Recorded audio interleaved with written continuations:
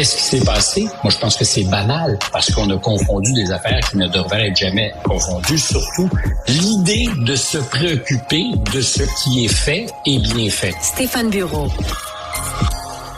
Bonjour Stéphane. Bonjour, j'allais dire bon début de semaine Mario, mais si tu es debout depuis assez tôt pour avoir vu ce qui se passait cette nuit en Asie et depuis quelques heures ici en Europe, je peux pas te dire bon début de semaine parce que on est dans le rouge pas mal partout. Ça s'annonce pas facile sur les marchés boursiers. En fait, certains se demandent même parce que souvent les débâcles boursières ont eu lieu des lundis. Est-ce que ça pourrait être un lundi noir à l'horizon? Mais la question qu'on se pose, c'est est-ce que Donald Trump voudra dire quelque chose, faire quelque chose, donner un signal pour arrêter la débâcle qu'il a entraînée? Donner du lest. Enfin, il n'en a pas donné, lui, l'impression hier soir lorsqu'il était interviewé rapidement dans l'avion présidentiel qu'il ramenait vers Washington après avoir été sacré, tu le sais, grand champion de golf. A-tu gagné? Je cherchais le résultat, il a gagné. Je suis pas certain, mais j'ai l'impression que la Maison-Blanche avait émis un communiqué pour dire à quel point c'était un grand golfeur. Mais là, samedi, Fox News faisait une nouvelle avec le fait qu'il s'était classé pour la grande finale de dimanche, là, du championnat senior, puis qu'il en avait gagné un autre début mars, il serait son deuxième en quelques semaines, son deuxième championnat de golf sur un terrain senior, là. Autre manière de dire que pour le président, tout va pour le mieux dans le meilleur des mondes. Si les marchés sont en tempête, lui est concentré et pote une journée à la fois son petit bonheur. Mais évidemment, compte tenu de ce qu'il a créé comme tempête, il peut pas donner l'impression en ce moment d'hésiter, d'avoir des doutes, d'avoir des remords. Il doit afficher son poker face parce que il est évidemment directement responsable de ce qui se passe. On s'entend, il y avait un contexte, on l'a souligné depuis une semaine, c'était des marchés qui étaient survitaminés, qui inévitablement allaient corriger, mais là c'est une correction au-delà de tous les espoirs, une correction qui est en plus accélérée par l'incertitude totale qui plane sur les marchés. Est-ce qu'il a dit quelque chose donc hier pour rassurer les marchés? Non, en fait, il a dit je fais rien pour créer une tempête, mais je ne changerai pas mon fusil d'épaule puisque mes objectifs demeurent les mêmes. Et je termine là-dessus, puis tu reviendras. Si tu veux, je vois que les Chinois le prennent très au sérieux parce qu'il y a un grand et important journal en Chine qui est La Voix du Parti, qui en une publie un éditorial, et encore une fois, c'est la voix du parti, et ça compte, ça pèse lourd en Chine, qui dit préparez-vous, citoyens, il va falloir penser que c'est une guerre de tranchées, ça va pas se régler demain matin, nous avons pas l'intention de baisser la garde. Et surtout, nous ferons tout ce qu'il faut pour soutenir la demande chez nous. Donc, il y a une logique de guerre qui pourrait durer, qui ne serait pas qu'une petite parenthèse, le temps de trouver une solution négociée. Mais avec la Chine, je le comprends, mais je donne un exemple. Trump va pas dire qu'il cède ou qu'il change d'idée ou qu'il recule, il peut pas, là, tu sais. Mais je donne un exemple pour moi, j'en parlais plus tôt, qu'est-ce qui serait pour moi poser un geste? Mettons que ce matin, là, le président du Vietnam, là, qui a dit, moi, écoute, mes tarifs. D'abord, les tarifs sont pas réciproques. Trump a mis 46% sur le Vietnam, mais le Vietnam, ce qu'ils ont comme tarif sur les États-Unis, c'est genre 9%. Là. C'est pas gros, c'est pas important pour le pays. Il pourrait les enlever. Là. Le président a déjà dit, moi, je pourrais les enlever, il n'y a pas de problème. Le problème, c'est la balance commerciale très déficitaire entre le Vietnam et les États-Unis, 120 milliards. Ben non, je comprends.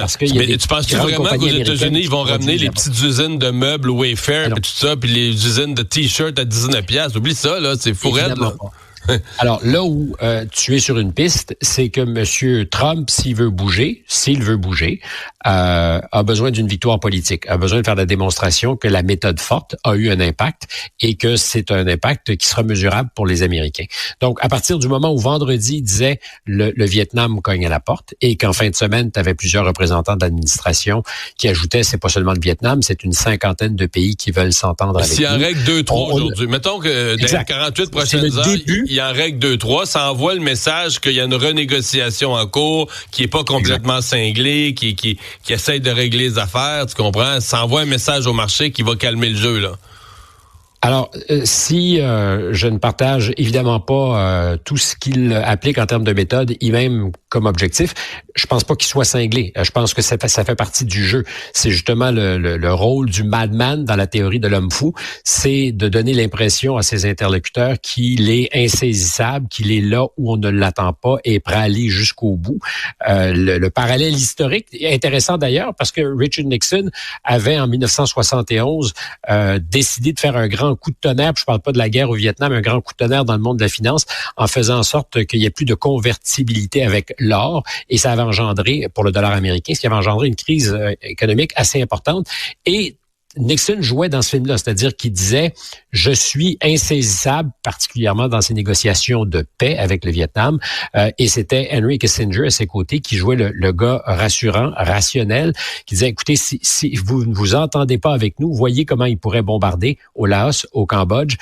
Et je suis à côté, moi, d'un fou qu'il faut justement mettre en cage presque. » Trump joue un peu ce rôle-là. Je suis pas sûr de qui est son bon cop, son Henry Kissinger, mais c'est un peu ça. Alors, est-ce qu'il est parfaitement irrationnel? J'en sais rien. À ce jour, c'est la promesse qu'il avait faite d'ailleurs. On ne saura jamais où je vais apparaître sur l'échiquier. Et ça marche très, très bien avec l'impact destructeur sur les marchés boursiers qu'on mesure depuis jeudi dernier. Parce que aucun des acteurs économiques, parce qu'en général, un marché, tu dis c'est suprêmement intelligent parce que c'est l'agrégat de tous ceux qui pensent, réfléchissent, prennent des décisions, puis ça te donne un point d'équilibre. Et ce Léviathan intelligent n'a pas du tout anticipé que Trump irait jusqu'au bout de sa promesse d'imposer des droits douaniers. Alors, est-ce qu'il y a un petit trou où va se glisser la lumière aujourd'hui, où il va dire, effectivement, on s'est entendu avec le Vietnam, on est en voie de le faire. Je peux pas imaginer qu'en 24 heures, ils s'entendent avec le Vietnam ou avec un autre pays, sinon pour quelque chose de très symbolique. Mais c'est peut-être le début d'une mécanique où il dit, on trouve des solutions et il y a un processus qui se met en place. Mais en dehors de ça, la pire des choses pour le marché, pour les marchés, et tu le sais, c'est l'incertitude, l'incapacité d'identifier ce qui est problématique. Et tant et aussi longtemps qu'on va être dans cette incertitude, on peut aller jusqu'au bout. C'est-à-dire que le marché va escompter le pire des pires scénarios en se disant, si tout va mal, si tout plante, ça veut dire qu'on perd combien? Et c'est ce qu'on teste en ce moment. Je ne dis pas qu'on va y arriver. Mais effectivement, là, on est dans un marché pessimiste qui teste les pires scénarios, mais c'est pas juste le marché boursier, c'est l'économie réelle. Le baril de pétrole, lui, c'est pas le marché boursier, puis quand il descend, au rythme où il descend, ça c'est que l'humanité là, économique prévoit une récession majeure. Là. C'est la première chose qui fait bouger le cours du pétrole, c'est la crainte d'une récession. Fait qu'il y a aussi une crainte pour l'économie, réelle.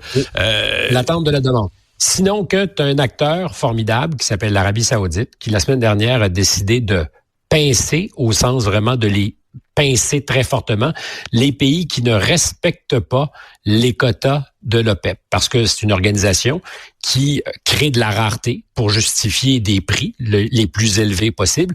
Et il y a des membres de l'OPEP, l'Organisation des pays exportateurs de pétrole, qui promettent des niveaux de production et ne les respectent pas. En font plus et vendent sur un marché gris des barils de pétrole, ce qui fait que ça leur donne des revenus, mais aux dépens des autres membres. Et ce que fait l'Arabie Saoudite, c'est de dire, OK, vous voulez jouer à ce jeu-là, on va augmenter notre production et on va lever cette discipline qu'on s'est imposée, inonder le marché et tous les acteurs qui espéraient vendre sur le gris vont se retrouver avec un cours du prix du baril qui est vraiment en deçà de ce qui est optimal pour tout le monde. Alors, il y a aussi un jeu politique et économique que joue le PEP avec ses membres, au-delà de la crainte de la demande. Tu me diras, ça fait beaucoup de théorie économique ce matin à 6h30, mais je pense qu'on a intérêt à se préparer parce que cette semaine, puis peut-être au cours des prochaines semaines, on va vivre dans un contexte tempétueux. mais par ailleurs, s'il y a du monde inquiet qui nous écoute, je fais pas partie du club des inquiets, je sais pas si t'en es, c'est-à-dire que moi j'ai commencé à suivre des dévices de bourse en 1987. Tous les marchés vivent des moments où on pense que c'est la fin du monde, la catastrophe. à terme, ce qui doit s'ajuster s'ajuste. C'est très, très pénible. Il faut avoir les nerfs solides si on est investi. Puis on l'est tous d'une manière ou d'une autre par nos fonds de pension ou autre chose. Mais il faut juste ne pas penser que ce qui est vrai aujourd'hui le sera dans 6 mois. Tu veux me glisser un mot de la France? Est-ce que 2 ans d'avance, on est déjà à se positionner pour des présidentielles? Sachant que de toute façon, M. Macron, lui, c'est terminé. Là, il faut chercher de nouveaux visages. Ce qui est formidable en France, d'abord, il faisait un temps divin hier, 25-20 degrés, soleil, fait le pas coup au Québec, je t'annonce ça. Et des manifestations, d'importantes manifestations. D'abord, le Rassemblement national de Marine Le Pen qui voulait répondre à ce qu'elle a appris la semaine dernière. Donc, elle est à partir de maintenant inéligible, même si elle va en appel de cette condamnation dont elle est la cible. Mais elle voulait justement mobiliser ses troupes, dire qu'ils allaient résister au gouvernement des juges. Une des choses qui ont été dites, c'est aussi le lancement officiel d'une campagne où théoriquement elle ne pourra pas participer. Ses adversaires d'extrême gauche se sont mobilisés pour mettre en garde les Français contre l'extrême droite. Donc, ils ont pris prétexte de la manifestation des gens de Marine Le Pen pour en organiser une. Puis entre les deux, il y avait l'ancien premier ministre Gabriel Attal qui, depuis très longtemps, avait prévu réunir ses troupes. Mais nulle part, il y avait foule. Disons les choses comme ça. 7000 personnes pour Marine Le Pen, quelques milliers pour les Insoumis. Mais ce que ça annonce, c'est le début d'une campagne électorale pour les présidentielles, 2 ans avant le rendez-vous. Ça commence à ressembler à un calendrier présidentiel américain.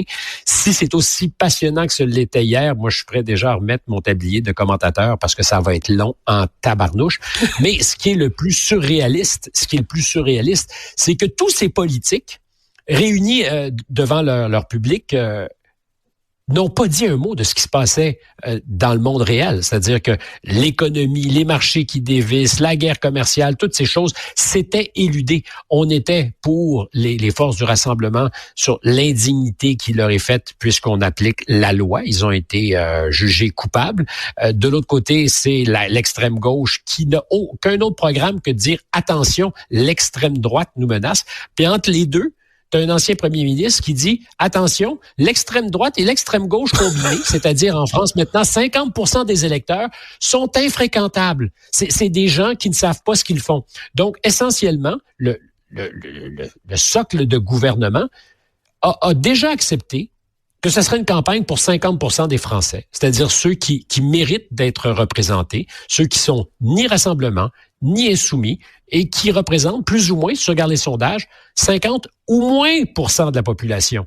C'est disons-le, un peu débile, navrant, et à travers ça, ben, tu sais, t'as un ancien économiste du Fonds monétaire international, je t'en ai beaucoup parlé, mais qui dit les chances qu'on vienne intervenir directement dans les cahiers comptables de la France sont très, très grandes parce que c'est une puissance qui n'en est plus une et dont les finances publiques sont tellement carencées que le FMI va probablement s'en mêler, les mettre sous tutelle.